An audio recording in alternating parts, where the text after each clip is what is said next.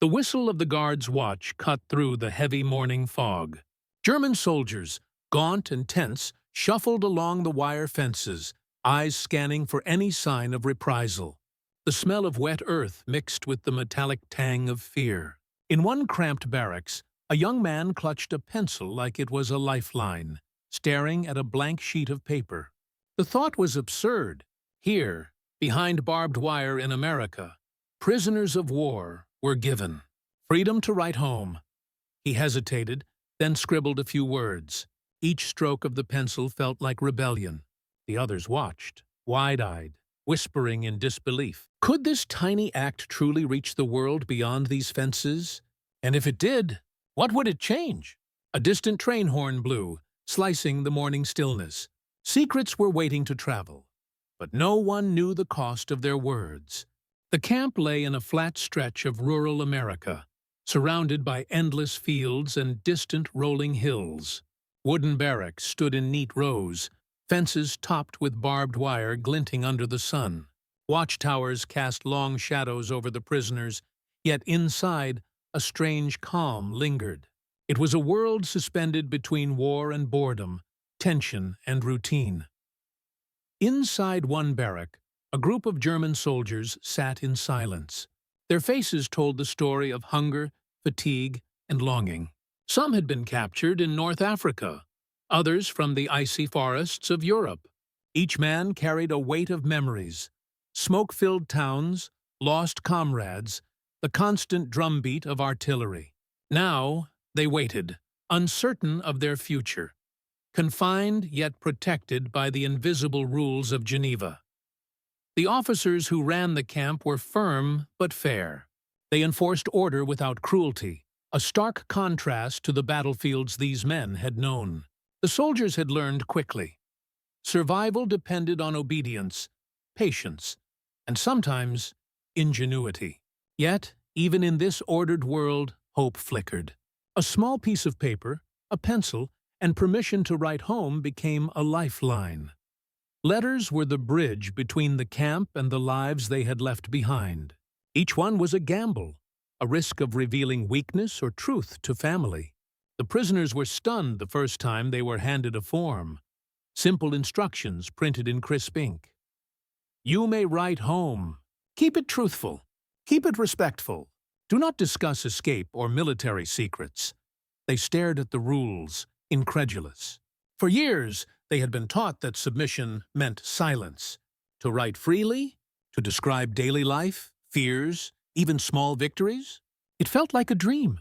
Their pens hovered over the paper, hesitant, trembling. Some laughed quietly, unsure whether to celebrate or panic.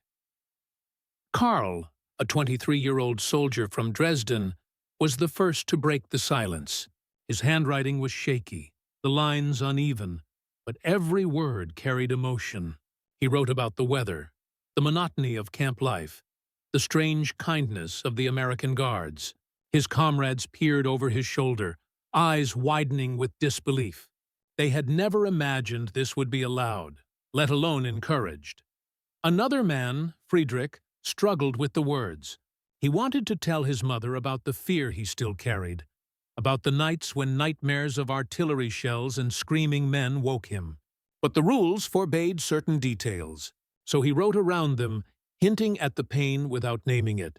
When he folded the letter and handed it to the clerk, a knot of tension eased slightly in his chest. The camp administrators noticed the effect immediately. Prisoners began to engage with each other in new ways. Conversations turned from complaints about rations to discussions about the words they would write, the stories they wanted to share. It was subtle, almost imperceptible at first. A spark of humanity rekindled behind fences designed to suppress it. News of the letters spread fast. By the third week, the camp had a quiet buzz of anticipation. Men waited their turn at the writing table, pencils poised, as if the act of writing itself could transport them home. The smallest victories became monumental. One prisoner wrote about finding a single patch of sunlight in the morning. Another described the taste of a potato stew that felt almost luxurious. Each detail mattered because it was theirs to share. The impact went beyond the personal. Families in Germany received these letters and reacted with astonishment and relief. Mothers wrote back with advice and small comforts, brothers with questions, wives with reassurances. The letters became a lifeline not just for the prisoners, but for the world outside. They carried fragments of truth from the front lines of defeat to the homes waiting anxiously for news. Yet, the emotional weight was heavy. Each letter reminded the men of the distance, the war they had lost, and the families they might never see again. The freedom to write was a gift, but it also opened old wounds. They confronted emotions long buried: guilt for surviving, shame for failures, grief for friends who would never receive a letter. The camp slowly transformed. Where once there had been only obedience and resignation, a fragile network of stories and human connection began to thrive. Small gestures, passing a pencil, reading a letter aloud, sharing a joke, became acts of quiet rebellion against the shadow of war. The men discovered a new kind of courage, the courage to admit vulnerability, to express hope in the midst of despair. By mid-afternoon, the sun poured over the camp, warming the fences and the barracks.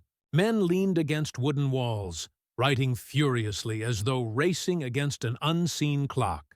The pencils scratched paper, filling pages with longing, fear, and tentative joy. Every sentence was a gamble, a whisper of resistance, a connection to a world beyond the wire. And yet, beneath this fragile calm, questions lingered. Would these letters reach their families safely? Could they express themselves without risk of censorship or punishment? And more importantly, what would happen when the act of writing became more than a simple release, when it began to reshape the prisoners' understanding of themselves and the world they had lost? The camp had become a theater of subtle miracles, a place of captivity, yes, but also a space where human spirit found cracks to shine through. And the pencils, the ink, and the carefully crafted words held more power than anyone could imagine. They were not just letters. They were lifelines, rebellions, confessions, and bridges. Carl looked out at the barbed wire once more, pencil in hand. The wind carried a whisper of distant forests, of home, of a world that seemed impossibly far away. And he realized something profound.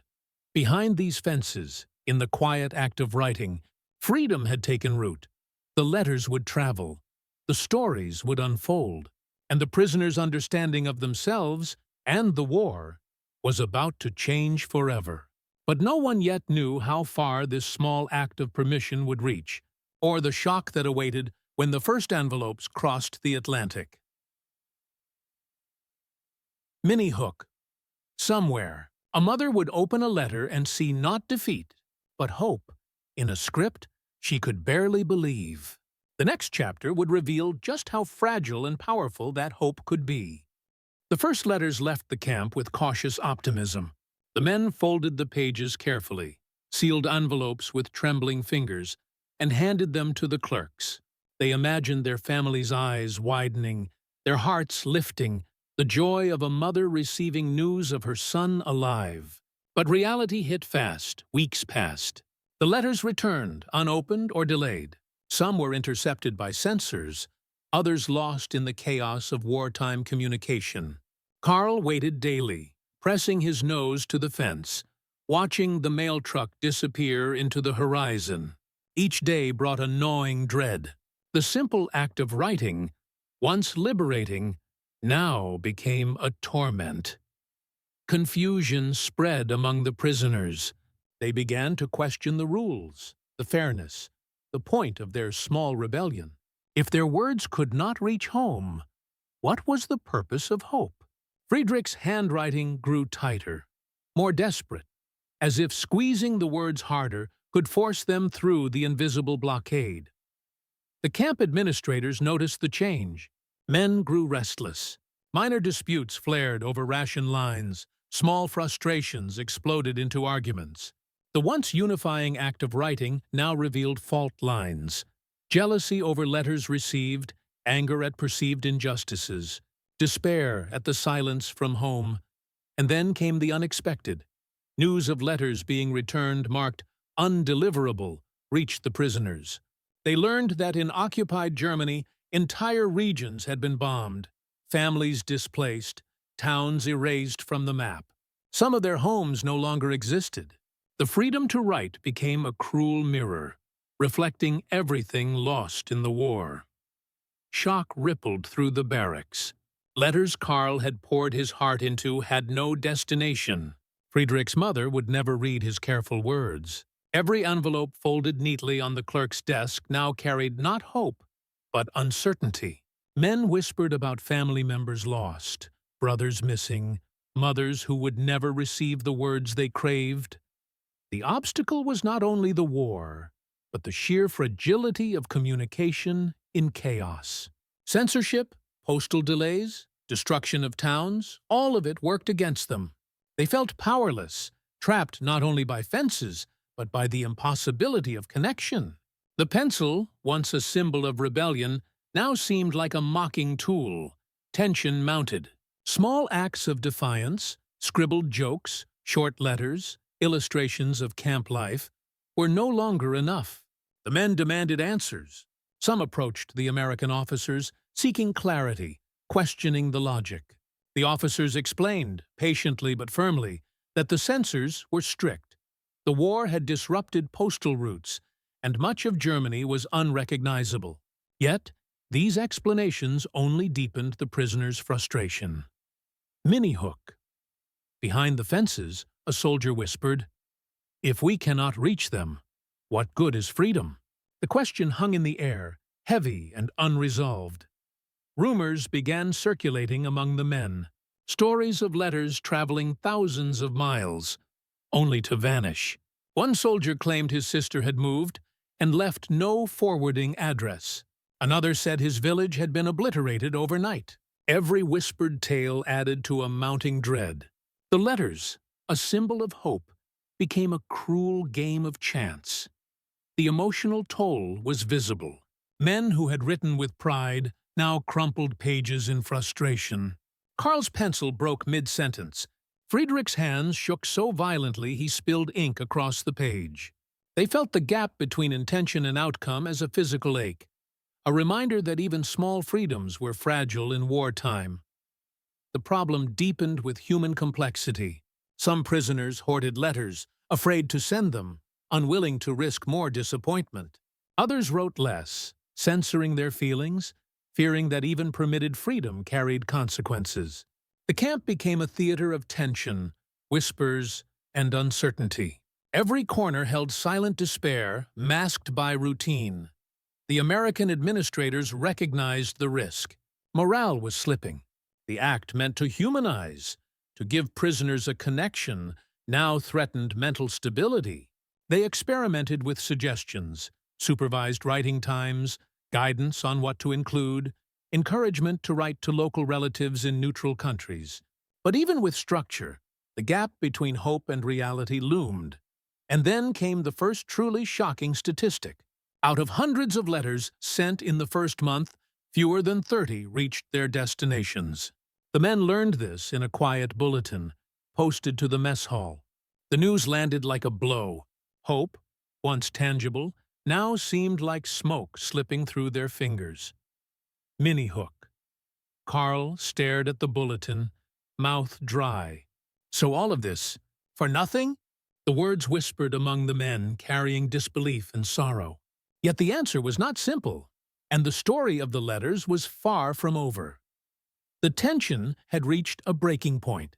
The prisoners faced a paradox: freedom to write, yet no guarantee of connection. The very act meant to restore dignity now threatened it. How could they reconcile hope with the impossible odds? And more importantly, was there a way to overcome the barriers, to finally bridge the gulf between camp and home? The next revelation would come unexpectedly. An insight, a method, something none of them had anticipated. And when it did, it would shake the prisoners to their core, turning despair into something unthinkably powerful. Karl sat at the writing table, staring at the crumpled letters before him. The morning sun filtered through the slats of the barrack, catching dust in the air like tiny stars. He had nearly given up. Each envelope he had sent was either lost, delayed, or returned. Hope felt fragile, almost laughable. Then, a commotion stirred at the far end of the camp. A new prisoner had arrived, escorted under tight supervision. He was older, with a calm authority that set him apart. His name was Heinrich, a former postal clerk from Berlin. Rumors had already begun to circulate. He knew the intricacies of mail systems, routes, and addresses. The men watched him like a lighthouse appeared on a foggy coast. Heinrich asked questions first. Where had letters been sent? Which ones had returned? He listened quietly, nodding, his eyes sharp with observation. Then he began to explain, in a voice both patient and firm, how the American postal system interacted with occupied Europe. Some letters were intercepted, others lost in transit. Many could reach neutral countries, and from there, families could be located. It was not perfect, but it was a path forward. The prisoners leaned in, captivated. For weeks, hope had been elusive. Now it felt tangible. Heinrich spoke of careful wording, precise addresses, and the possibility of using intermediaries, neighbors, distant relatives, even friends in Switzerland or Sweden. He showed them maps, tracing routes with his finger, turning abstract hope into strategy. Karl tried again, pencil in hand. Every word mattered. This time, he wrote with purpose, following Heinrich's guidance. He included exact names, cross-checked addresses, and avoided ambiguous phrases that might confuse censors. Friedrich-inspired mimicked the process. Each letter became a meticulous operation, a mission. The camp hummed with renewed energy. The first batch of new letters left the camp, routed through neutral countries. Days later, a letter arrived, not to Karl, but a note from Heinrich confirming that the letters were in motion, traveling farther and faster than anyone had expected. The prisoners could hardly believe it. The barrier that had seemed insurmountable was cracking. Mini Hook. Karl stared at the note, a small smile tugging at his lips. Could it be true? Could their words actually reach home? The transformation was immediate. Men who had given up found renewed purpose. Letters became stories, not just status updates. They described camp life, small victories, and fleeting joys with unprecedented honesty. They painted pictures of sunsets over fences, of snow melting in the courtyard, of moments of kindness from guards. Each narrative was vivid, cinematic, alive. Friedrich wrote about the first time he dared to laugh with his comrades in weeks. He described the smell of stew and the sound of pencils scratching across paper. Small details that suddenly felt monumental. Every line was a claim on life, a reminder that they were more than prisoners. They were men with memories, emotions, and voices that demanded to be heard. The letters also had a surprising effect on the camp itself. Morale improved dramatically. Disputes decreased. Men helped each other more, sharing tips on phrasing and address formats. The act of writing together became communal, bonding prisoners across differences of age, region, and experience. The barracks were quieter, but in that quiet, something new flourished. Purpose. Heinrich became a mentor. He encouraged experimentation. Some prisoners tried illustrations, sketching scenes from the camp, sending small maps or drawings of fields, fences, and guard towers. Others wrote coded messages of hope or humor, harmless tricks to test the limits of censorship. Every innovation that worked became a small victory, celebrated quietly among the men. Then came the first major success. A letter from Karl reached Dresden. His mother received it, intact and readable. She wrote back weeks later, her words trembling with relief and joy. The news spread quickly. The impossible had happened. Freedom to write, combined with strategy, could pierce the chaos of war. Mini Hook. The men gathered in the mess hall, reading letters aloud. Laughter, tears, disbelief. They had not imagined the weight a single envelope could carry. But the triumph was fragile. For every success, uncertainty remained. Not all letters would reach home. Not all hope would survive. The discovery reshaped the prisoners' understanding of agency. Even behind fences, even in defeat, they could act. They could connect, influence, and assert presence in a world that had tried to erase them. Writing became an act of resistance, subtle but profound. Heinrich pushed them further. He taught patience, precision, and persistence.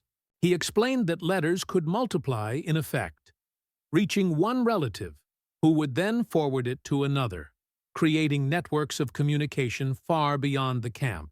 It was a revelation. The men were no longer passive recipients of circumstance. Their pens were tools of strategy and hope. As the weeks passed, more letters reached home. Families responded, sometimes months later, sharing news of survival, recovery, or reunion plans. The prisoners began to realize the profound power of connection. Each letter carried information, yes, but also trust, empathy, and proof that their lives mattered. Minnie Hook. One morning, a batch of letters arrived at the camp, stamped and returned with confirmations. For the first time, every man who wrote knew his words had traveled. And as Carl read the addresses aloud, he noticed something extraordinary. Names from towns thought destroyed, families thought lost. The letters had become bridges across disaster, carrying hope into the impossible. The discovery was clear. Writing was not just a privilege. It was power. Not the power to command or fight, but the power to assert existence, to resist erasure, to restore human dignity. And the ripple effect had only begun. The prisoners had learned that even in captivity, action mattered, strategy mattered, and most of all, hope mattered.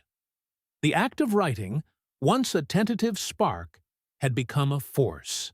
And yet, as the letters multiplied and hope spread, a new revelation waited, one that would shock the prisoners to their core, testing the limits of what they believed possible.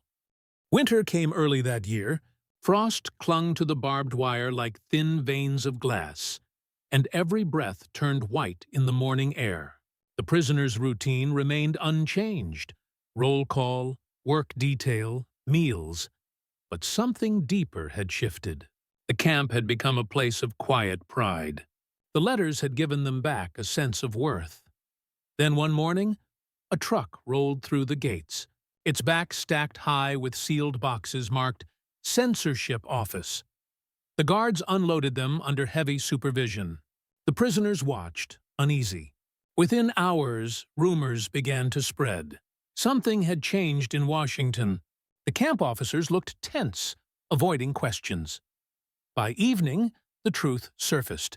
New censorship orders had arrived. Effective immediately, all outgoing letters would be subject to full review by military intelligence. Anything deemed propaganda, psychological manipulation, or anti-American sentiment would be destroyed. The announcement hit like a thunderclap. The men froze, disbelief spreading like shockwaves. For months they had built their sanity around the act of writing. Now, the very thing that gave them purpose was under threat. Carl's voice trembled as he read the posted bulletin aloud. All correspondence will be inspected. Content that undermines morale or security will be withheld indefinitely. His pencil dropped from his hand. Silence followed. Friedrich clenched his fists. "They gave us freedom only to take it away," he muttered. Heads nodded around him, eyes wide with frustration. The room filled with tension, thick enough to choke on. "Minnie Hook," a man shouted from the back. "So what now? Are our words dangerous too?" The shock wasn't just emotional, it was personal. These men had poured themselves into those letters. Each one carried fragments of identity, faith, and love.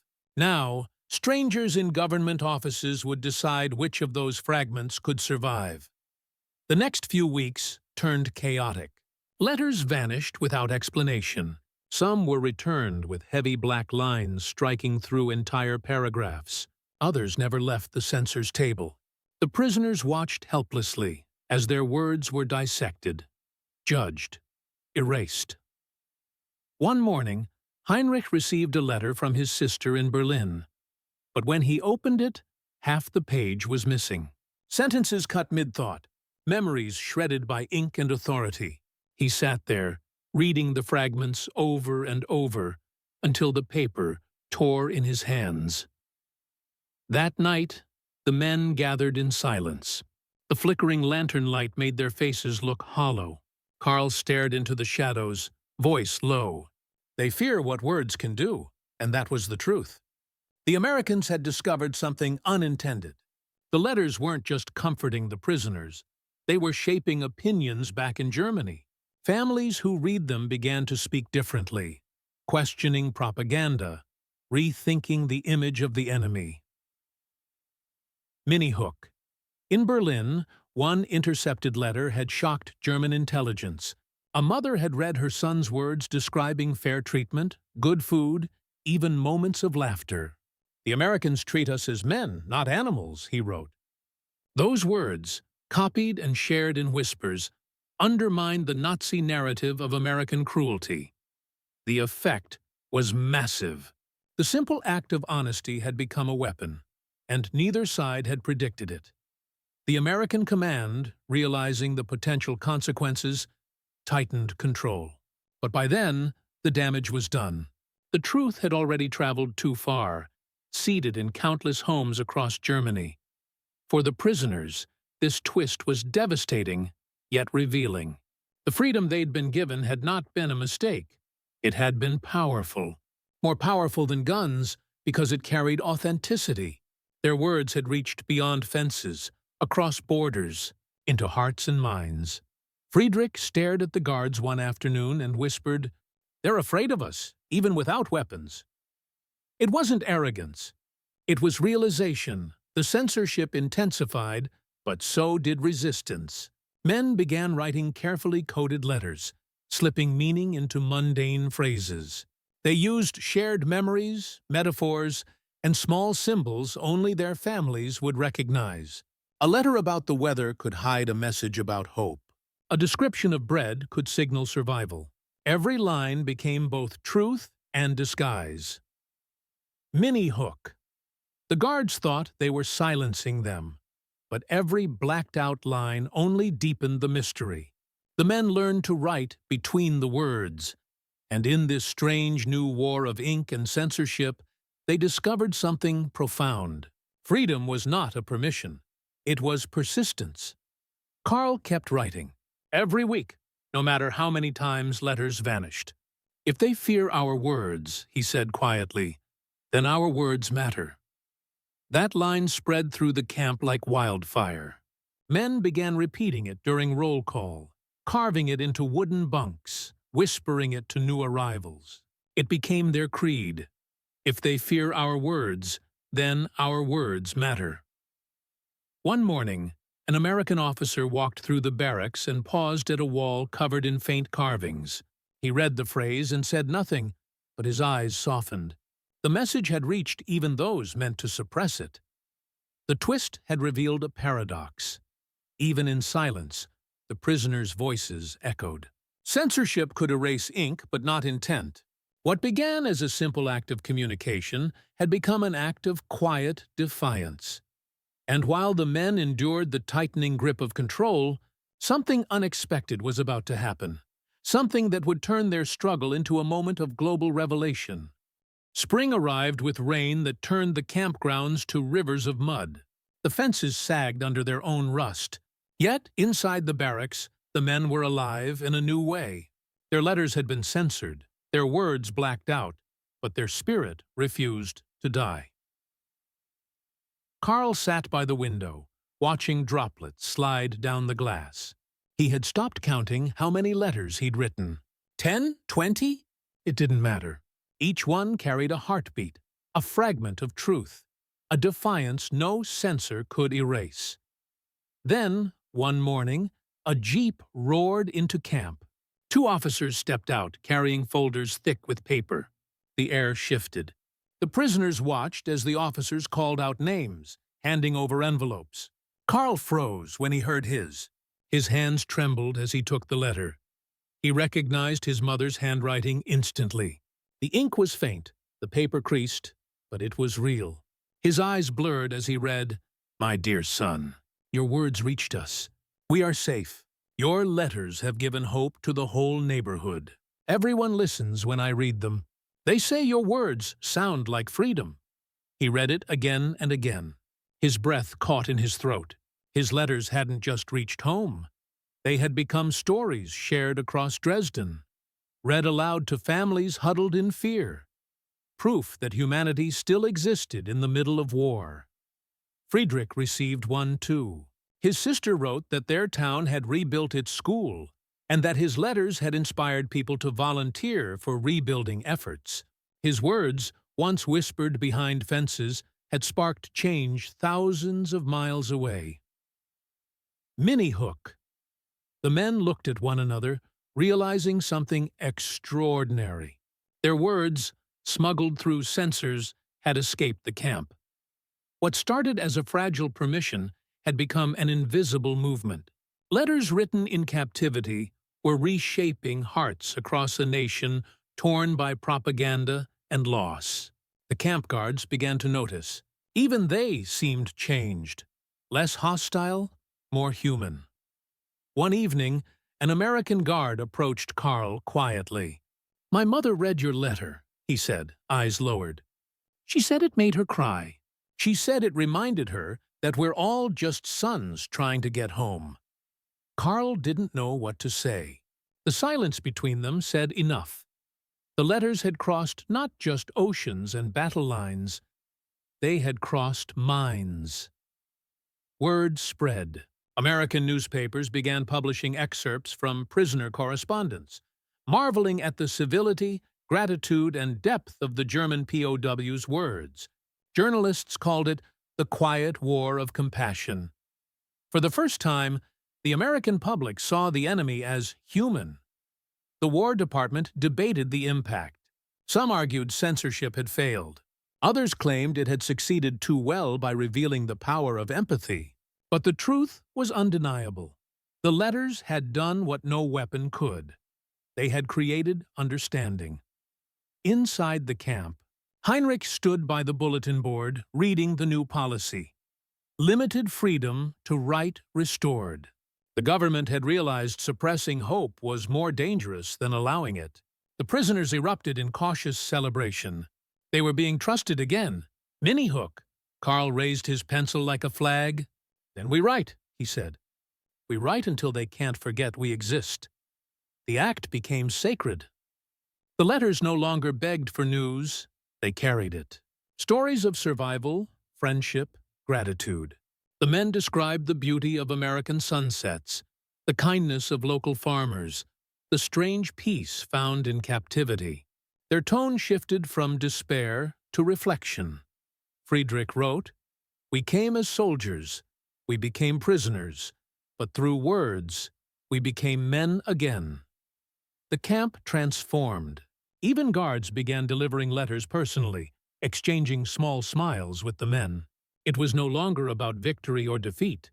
It was about shared endurance. Then came the moment that sealed everything. A U.S. officer gathered the prisoners in the yard. "Gentlemen," he began, "the war in Europe is over." The words hung in the air. Silence. Then disbelief. Then raw emotion. Men fell to their knees, weeping, shouting, praying. Some clutched letters to their chests as if holding life itself. Carl's knees buckled. Friedrich hugged him, laughing through tears. The sound spread through the camp. Pure human joy. The officer continued, voice steady. "You'll all be processed for return. But before that, every one of you has the right to send one final letter home." That sentence hit harder than anything else. One last letter. One final chance to speak freely. Without fear. Without censors. Carl sat at the table once more, staring at a fresh sheet of paper. The rain had stopped. Sunlight spilled through the open window. He wrote slowly, deliberately. "Mother, I will see you again soon. The fences will open. But I have learned something here.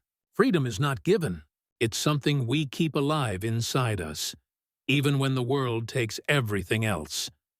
He folded the paper carefully and handed it to the clerk. As he stepped outside, the wind caught the edge of the envelope and lifted it slightly, as if eager to carry it home. The letters that day would travel farther than any before, across oceans, across ruined cities, across a broken world. The men had written themselves back into history. The war ended, but the letters did not. They became archives, artifacts of a time when words carried more weight than bullets. Historians would later call it one of the quietest revolutions of World War II, the moment when German prisoners of war, held in the heart of America, discovered freedom not through escape, but through ink. Months after the armistice, the camps began to empty. One by one, the men boarded trains that would take them to ships, then across the Atlantic, then home to a country in ruins. The fences, once symbols of confinement, now stood silent against the wind. Carl walked through the gate for the last time, carrying a small stack of letters bound with twine. They weren't souvenirs. They were proof that he had lived, written, hoped, and been heard. The guard at the gate nodded quietly as he passed. No salute, no words, just respect. Friedrich followed, his own bundle of letters tucked into his coat. His eyes scanned the horizon. "It feels strange," he said, "to leave the place where we first remembered who we are." Carl nodded. "We lost a war, but we found ourselves." Their train rolled out through golden fields. For the first time in years, there were no fences, no towers, no searchlights, just the open land and the rhythmic sound of wheels on rails. Across Germany, families waited in the ruins of homes, holding on to those same letters, the ones written from behind barbed wire. They read them again and again, long after the war had ended. The words that once crossed oceans now crossed generations. Mini Hook. In Dresden, Karl's mother kept her son's letters in a wooden box by her bedside. When neighbors visited, she would open it and read aloud the one that had changed everything. Freedom is not given. It's something we keep alive inside us. That single sentence spread far beyond that room. It appeared in local papers, then in school lessons, then in documentaries decades later. The quiet truth of it outlived the war itself. Years later, when Carl was an old man, he visited America again. He stood on the empty field where the camp had once been. The barracks were gone, the fences rusted away. Only the wind remained, carrying faint echoes of pencils scratching paper, of voices sharing fragments of humanity. He placed one of his old letters in the grass and whispered, "We were never enemies, just men waiting to be understood." Then he turned and walked away. The story of the German POWs who wrote home from America is more than a footnote of history. It's a reminder, even in captivity, dignity can survive. Even under censorship, truth finds its way. And even in the darkest moments of war, words can rebuild what weapons destroy. The letters proved something the world often forgets. Empathy is contagious. One letter, one sentence, one truth can ripple across borders, softening hatred into understanding. As historians later examined the archives, they found thousands of letters still preserved. Ink faded, paper fragile, but spirit intact. Each one was a window into a moment when humanity refused to disappear. And in every one of them, no matter who wrote it, the same idea echoed between the lines, that even in the silence of captivity, freedom had never truly left.